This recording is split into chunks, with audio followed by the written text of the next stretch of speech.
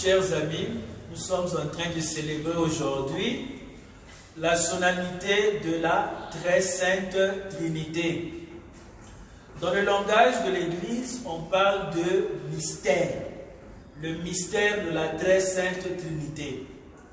Et mystère ici, ça ne veut pas dire qu'on ne peut rien connaître de cette réalité. Non.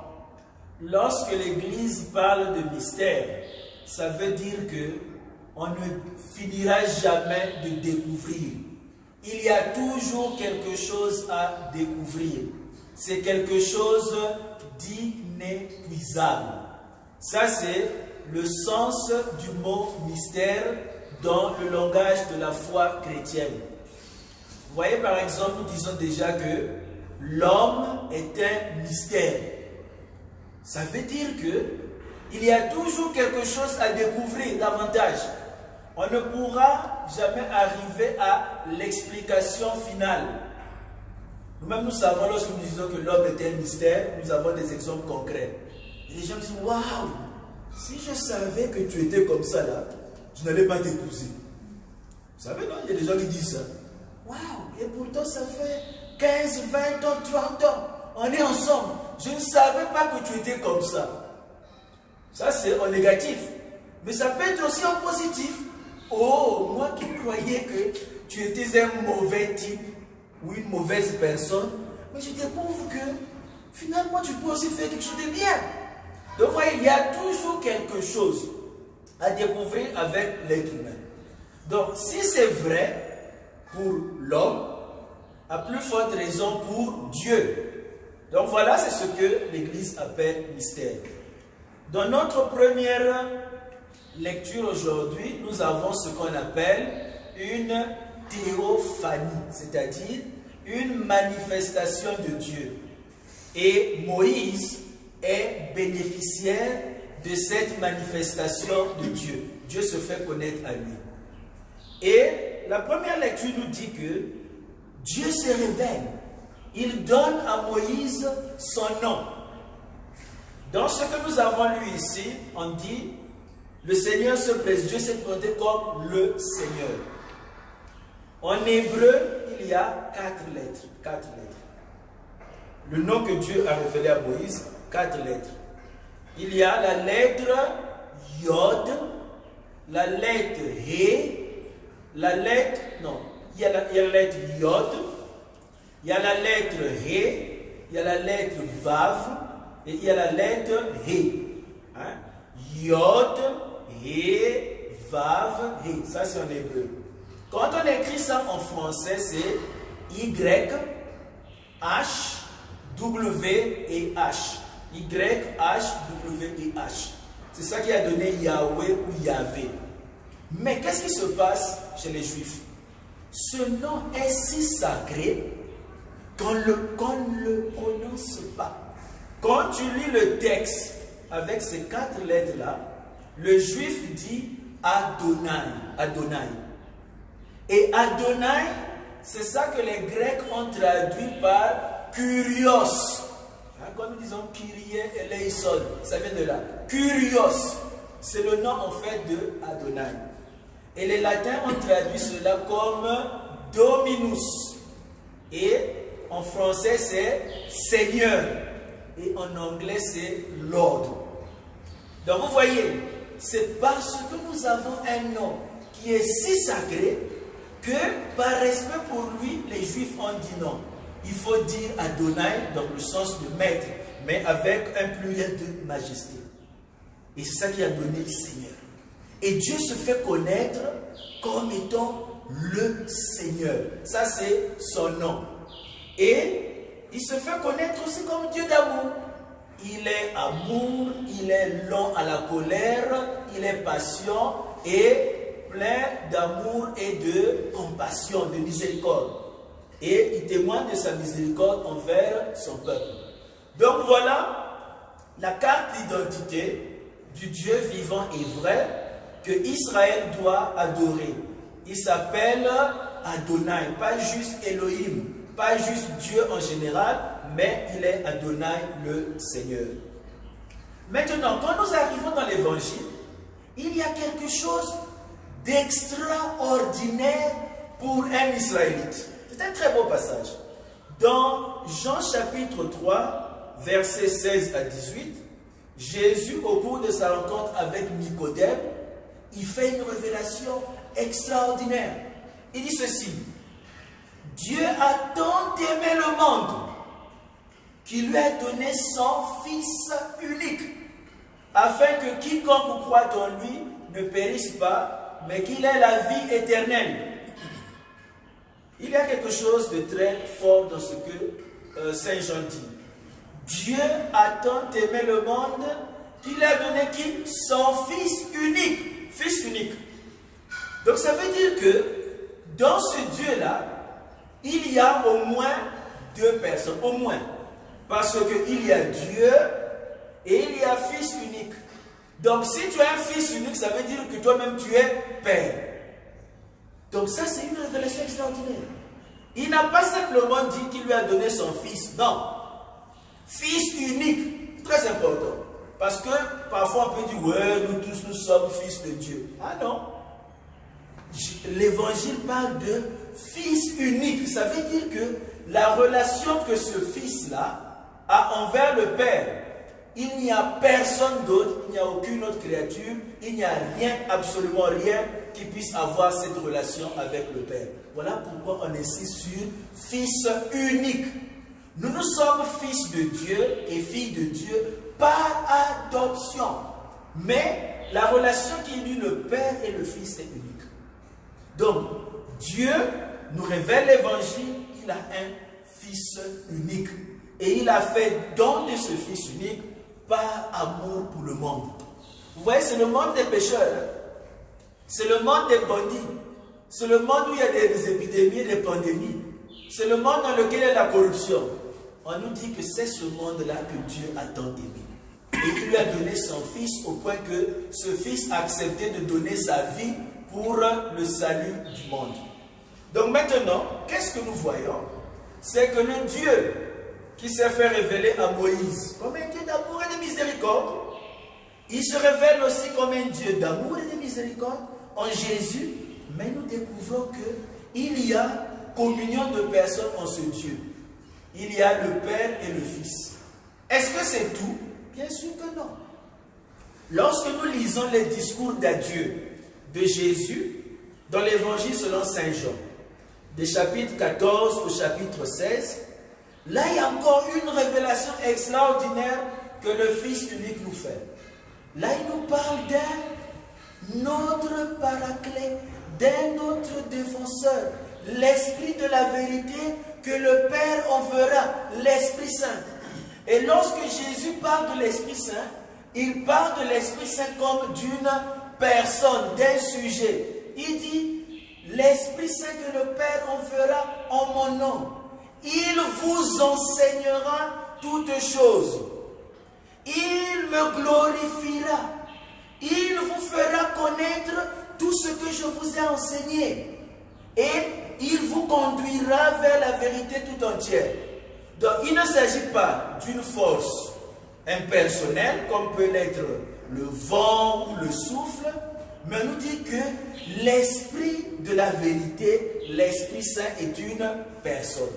Ça c'est la révélation que Jésus fait à ses disciples avant de mourir sur la croix. Qu'il y a une troisième personne. Donc nous savons maintenant combien de personnes? Le Père, le Fils et l'Esprit Saint.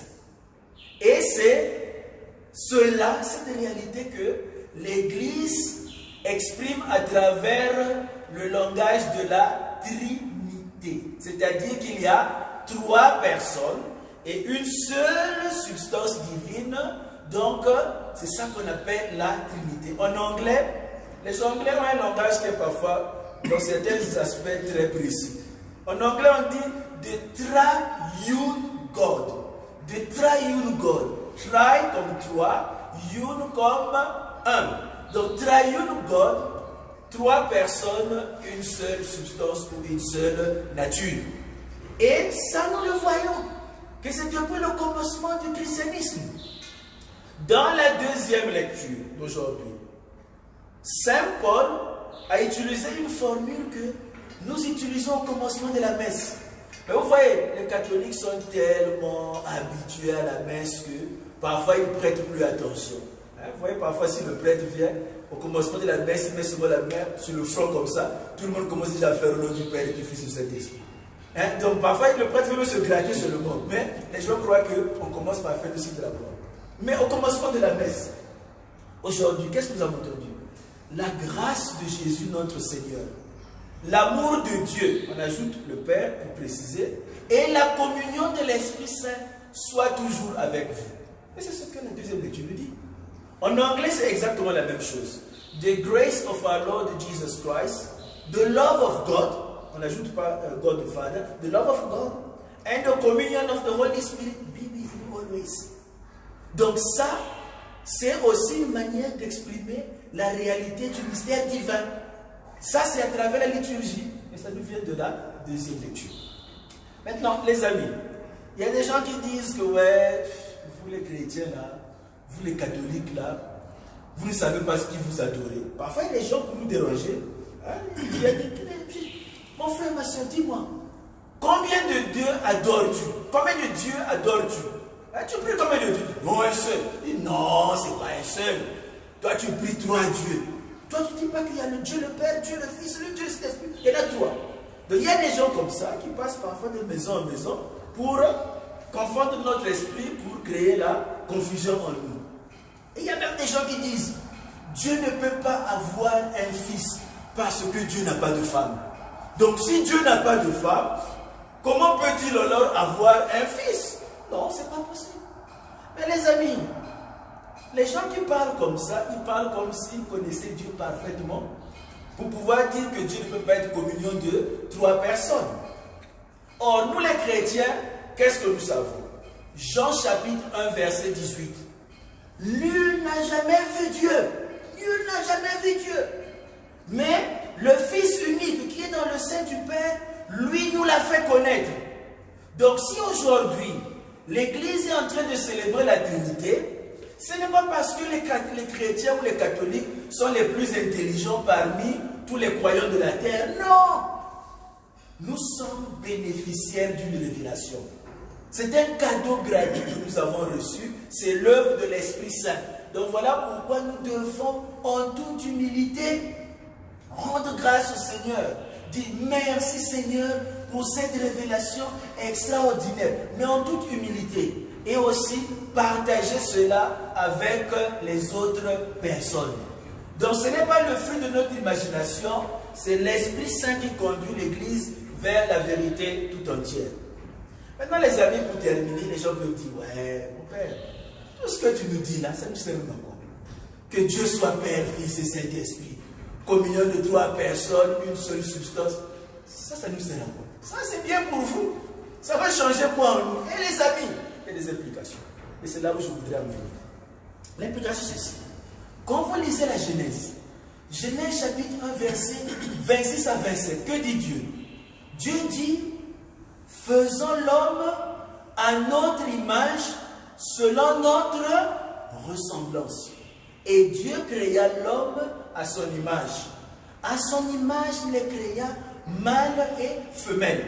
Ça c'est dans Genèse chapitre 1, verset 26 à 27. Donc, Dieu crée l'homme à son image. Ça veut dire quoi pour nous qui célébrons la Trinité? Si nous avons compris que Dieu est communion de 3 personnes, donc Dieu est communion, ça veut dire que nous, en tant qu'êtres humains, nous sommes appelés à vivre en communion. Que nous trouvons notre identité la plus profonde en vivant en communion entre nous. Et c'est en étant en communion les uns avec les autres que nous manifestons le mieux que nous sommes créés à l'image de Dieu et appelés à vivre à la ressemblance de Dieu. C'est quand nous vivons en communion. Et voilà pourquoi aujourd'hui, cette parole de Dieu nous interpelle. Comment est-ce que nous vivons en communion entre nous? Vous voyez, je ne vous apprends rien si je vous disais que dans certaines familles, ou même dans certaines communautés, dans certaines sociétés, on vit comme étant simplement une juxtaposition physique de personnes qui habitent sur le même toit. Vous voyez, il y a des gens qui sont sur le même toit. C'est-à-dire que la même toiture est là. Mais chacun est devenu une île inaccessible. C'est comme si une famille était devenue simplement un archipel. Il y a des maisons, pas les vôtres. Mais je connais des maisons où il y a des gens qui sont sous le même toit. Mais ils ne se parlent pas. Se parlent pas. Chacun prépare sa propre nourriture. Chacun a sa télévision dans sa chambre. Donc vous ne suivez aucune chaîne en commun. Chacun a sa vie. C'est-à-dire que mais c'est le même toit. Mais c'est devenu une juxtaposition physique de personnes. Ça existe. Et pour être encore plus concret, est-ce que vous avez déjà vu un casier de bière? Un casier de bière, a crate of beer. Si vous n'avez pas encore vu, après la messe, je vais vous montrer un casier de Walia ou de Abesha. Il y a 24 espaces, compartiments. Quand tu mets une bouteille dans chaque compartiment, la bouteille est là, elle ne communique pas avec l'autre. C'est-à-dire que cette bouteille ne va pas connaître l'autre. Si vous doutez, après la messe, je vous montre, regardez, un casier avec 24 compartiments. Et ces bouteilles-là, en tout cas, ne se cognent pas. Chaque bouteille vit sa vie comme ça. Et malheureusement, dans beaucoup d'endroits, en fait, nous sommes devenus comme des casiers, des crêtes, de Walia ou de Abesha. Chacun vit sa vie. Donc, tel membre de la famille n'a plus jamais appelé tel parent depuis 15-20 ans pour se parler. Il y a des gens comme ça. Tu ne sais même pas ce qu'est devenu un tel. C'est-à-dire que Noël arrive, le nouvel an arrive, on ne communique pas. Et c'est ça qui est le grand danger. Voilà pourquoi, comme les adorateurs de Dieu sont ceux qui adorent en esprit, en vérité, quand on vient adorer Dieu comme Trinité, cela doit nous dire, si mon Dieu est communion, mais est-ce que moi je vis en communion les uns avec mes frères ou avec mes soeurs? Donc aujourd'hui, nous allons prier l'Esprit Saint, qui est l'Esprit du Père et du Fils, l'Esprit Saint qui fait la communion entre le Père et le Fils, pour que cet Esprit puisse nous montrer, mon frère, ma soeur, regarde ici, quelque chose ne va pas. Et pour que nous puissions davantage vivre en communion entre nous, dans nos familles, dans l'Église et dans la société. Amen.